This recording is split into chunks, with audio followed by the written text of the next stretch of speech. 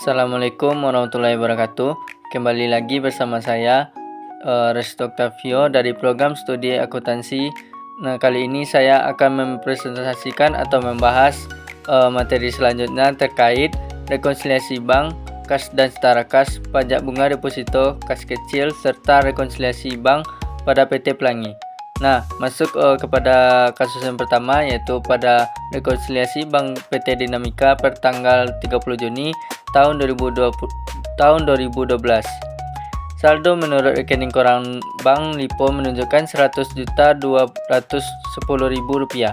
Sedangkan saldo menurut pembukaan perusahaan adalah Rp100.820.000.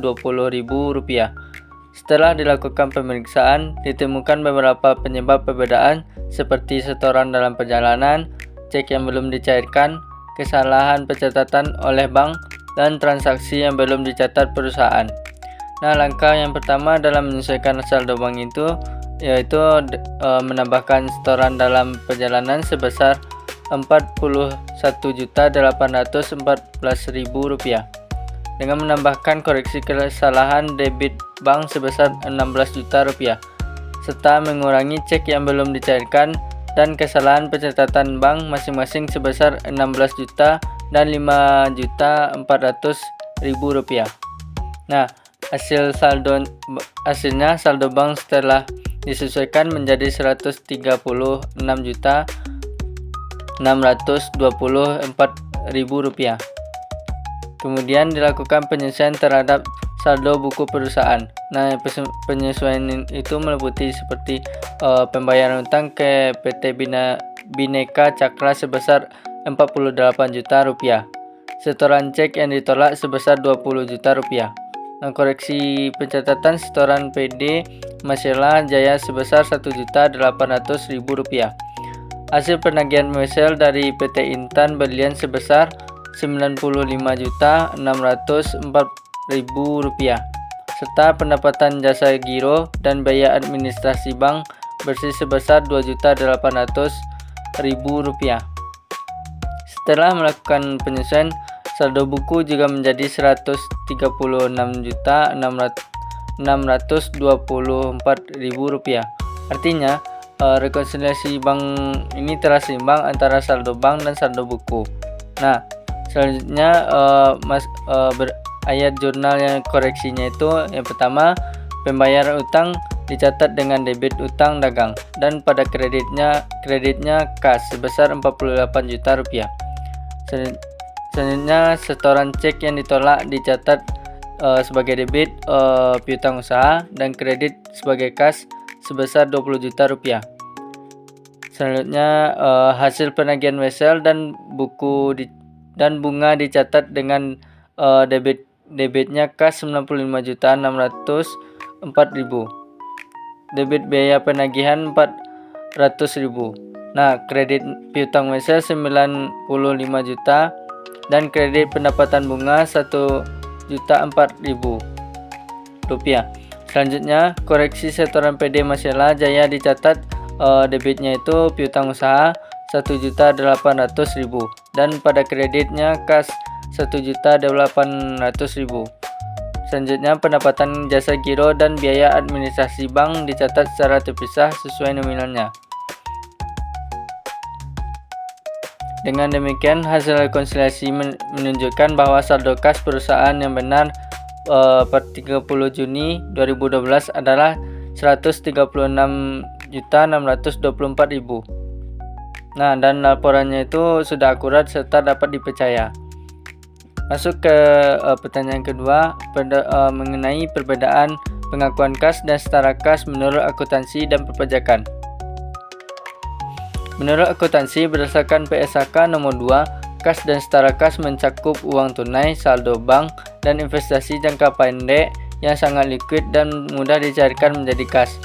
Sedangkan menurut perpajakan, kas hanya diakui sebagai alat pembayaran langsung, yaitu uang tunai dan saldo giro di bank. Deposito dan surat berharga tidak termasuk karena dianggap sebagai objek pajak tersendiri. Jadi perbedaan utamanya itu pada cakupan dan fungsi. Akuntansi menekankan pada likuiditas, sedangkan perpajakan menekankan pada fungsi kas sebagai alat pembayaran langsung. Nah, selanjutnya pertanyaan ketiga mengenai pengenaan pajak atas bunga deposito, tabungan, dan jasa giro. Ketiga jenis pendapatan tersebut termasuk ke dalam pajak penghasilan pasar 4 ayat 2 dan bersifat final, yang dimana artinya pajak dipotong secara langsung oleh bank dan tidak perlu dilaporkan lagi dalam SPT tahunan. Nah, tarif pajaknya adalah 20% dari jumlah bruto bunga atau jasa giro. Sebagai contohnya, jika bunga deposito sebesar Rp1.000.000, maka pajak yang dipotong sebesar Rp200.000. Nah, kesimpulannya itu, bunga deposito, tabungan, dan jasa giro semuanya merupakan objek pajak final sebesar 20% yang dipotong oleh bank. Selanjutnya, pertanyaan keempat mengenai kas kecil pada PT Yuasa. Pada 1 Juni 2017, PT Yuasa mengeluarkan dana kas kecil sebesar Rp5.500.000 selama bulan Juni. Kas kecil digunakan untuk membeli alat tulis kantor, tinta printer, bahan materi, biaya ekspedisi, membayar upah 5 pekerja, serta biaya bensin dan parkir.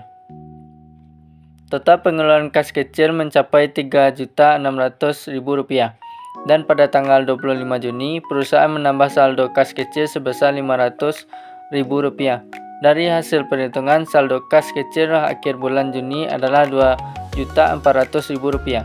Semua transaksi tersebut dicatat dengan sistem impres mulai dari pembentukan kas kecil, pengeluaran, hingga penambahannya.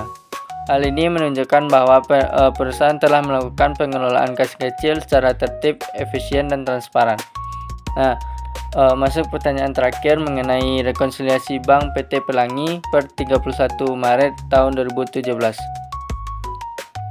Saldo menurut rekening koran adalah Rp21.500.000, sedangkan saldo menurut pembukuan perusahaan adalah Rp21.650.000. Perbedaan terjadi karena ada cek yang belum dicairkan, setoran belum tercatat, biaya administrasi bunga bank, serta kesalahan pencatatan. Setelah penyelesaian dilakukan, seperti penambahan bunga bank sebesar Rp762.500.000, mengurangkan biaya administrasi sebesar Rp125.000, dan memperbaiki kesalahan pencatatan cek serta beban bunga sel, saldo akhir menjadi Rp23.500.000, baik menurut bank maupun menurut pembukuan perusahaan. Dalam jurnal perusahaan mencatat pendapatan bunga, biaya administrasi, beban bunga, dan koreksi atas kesalahan pencatatan sesuai bukti transaksi dari bank. Nah, hasilnya saldo kas perusahaan telah sesuai dan akurat, serta menunjukkan bahwa sistem pencatatan kas berjalan dengan baik dan dapat dipertanggungjawabkan. Nah, dari seluruh materi atau pembahasan dari yang saya sampaikan, terlebih terkurang mohon maaf. Sekian, terima kasih.